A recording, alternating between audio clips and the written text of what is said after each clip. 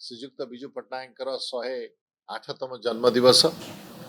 यही जन्मदिवस सबु समय विजु जनता दल कर्मी माने ओडिशावासी माने जो माने विजु बाबूंकर पूजा करती सम्मान करती एवं जो माने विजु बाबूंकर अनुगामी से समस्ते बहु उत्साह सहित तांका जन्म दिवस पालन करिथांती। विजु जनता दल ए क्षेत्र में आगुआ है निजर समस्त कर्मी को समस्त नेतृवृंद को एवं समस्त विजु बाबूंकर जो माने अछंती अनुगामी एवं प्रेमी सेमान बहुत गुड़े कार्यक्रम 5 मार्च प्रस्तुत करिसेंती।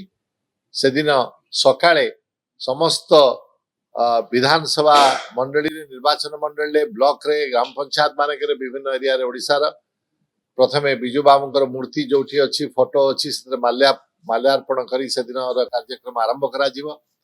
तापरे बालाश्रम अनाथाश्रम वृद्धाश्रम एभली जेते समाजसेवी संस्था अच्छी जो थे पिला माने रहउछंती वृद्ध माने रहउछंती एवं एभली संस्था मानकरे फल वितरण करा जीवो विजु बाबूंक स्मृति रे। काईना से सब बेले पीड़ित एवं जो माने पछुआ वर्ग थिले तांका पय अनेक काम करथिले। तापरे छात्र जनता दल एवं विजु जनता दल कर्मी माने विभिन्न शहर और विभिन्न अंचल ले सेमाने साइकिल शोभा यात्रा एवं दौड़वा यात्रा करी विजु बाबूंकर स्मरण ने समस्त को दिनटी जो अच्छी से विषय समस्त को कहिबे।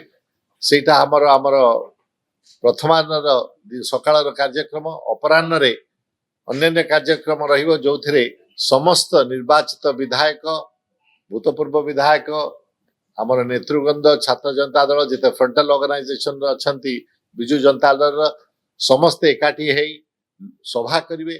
सभारे विजु बाबूंकर जो अविस्मरणीय अवदान रही ओडिशा पाई ओडिशार लोक मान उन्नति पाई प्रगति पाई जितेबाला विभिन्न स्थान रे भारत सरकार के सहित राज्य सरकार मुख्यमंत्री थिला बेले जितेबाला स्टील मंत्री थिले एवं व्यक्तिगत भाव में ओडिशार समस्त वर्ग लोक जो कार्य से करि जाइछन्ती तांकर जो आदर्श अच्छी जो मूल्यबोध थिला से विषय आलोचना चर्चा करी लोक मान को अवगत कराइबे यही साधारण सभा मानकरे।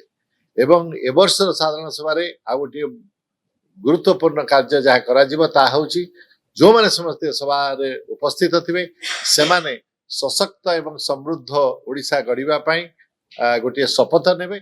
से शपथटीर टेक्स्ट किछि समय परे आमर समस्त को कम्युनिकेट कर दिया जिवो। से शपथर टेक्स्ट लोक माने से सभा रे पढ़ी से दिन विजु बाबूंक जीवन को आमे माने सेलिब्रेट करिबा सम्मान करिबा तांको स्मरण करिबा। ए होछि हमर 5 मार्च रो समस्त कार्यक्रम दल तरफ से भली मार्च 8 रे आमे विश्व महिला दिवस पालन करे एवं विजु बाबूंक तिरोधान दिवस एप्रिल ले आमे माने सम्मान सहित पालन करते।